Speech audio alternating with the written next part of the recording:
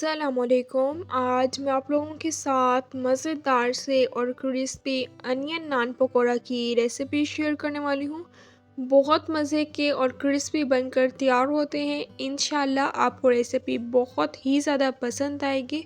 तो चलें अपनी इस रेसिपी को स्टार्ट करते हैं। 1.5 कप बेसन ले लिया है, बाउल में इसे ऐड कर देना। 3 अदद प्याज ले लिए थे, छिलका उतार के इन्हें स्लाइसेस में कट कर लिया, ग्राइंड कर दिए। 1 टीस्पून भर के रेड चिली पाउडर ऐड कर देने।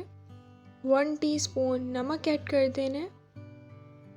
1 टीस्पून हल्दी पाउडर ऐड कर दिए। 1 टीस्पून भर के धनिया पाउडर, 1 टीस्पून भर के साबुत धनिया भी इसमें ऐड कर दिए। इन सब चीज़ों को अच्छे तरीके से मिक्स कर लेंगे। अगर आप इसमें आलू ऐड करना चाहते हैं तो आप इसमें आलू भी ऐड कर सकते हैं। मैं इसमें आलू ऐड नहीं कर रही। थोड़ा थोड़ा पानी ऐड करके हम इसका पेस्ट तैयार कर लेंगे। थोड़ा थोड़ा पानी ऐड करके पेस्ट जो है हमने तैयार कर लिया है। फ्रेश मैंने नान ले लिए थे, इन्हें मैंने कट कर लिया।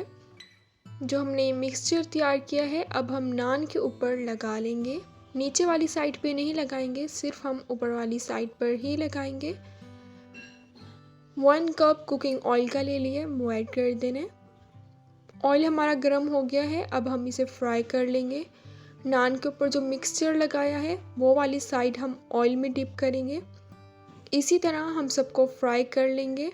5 मिनट जो है इन्हें फ्राई होते वक्त लगेंगे। साइड जो है अब हम इसकी चेंज कर लेंगे। बहुत मज़े के और क्रिस्पी जो है अनियन नान पकोड़ा बनकर तैयार होते हैं। मैंने आपके साथ आलू के साथ भी बनने वाली रेसिपी शेयर की हुई है, मेरे चैनल पर ऑलरेडी मौजूद है, आप जाकर देख सकते हैं। मज़ेदार से अनियन नान पकोड़ा तैयार हो गए हैं, बहुत मज़े के बने हैं। आप लोग लाजमी रेसिपी ट्राई कीजिएगा और मुझे कमेंट्स में ज़रूर बताइएगा कि आपने रेसिपी ट्राई की और ये कैसी बनी। आप लोग मुझे अपनी दुआओं में याद रखिएगा। इंशाल्लाह अब मिलूँगी आप लोगों से अपनी नेक्स्ट वीडियो में, तब तक के लिए अल्लाह हाफ़िज़।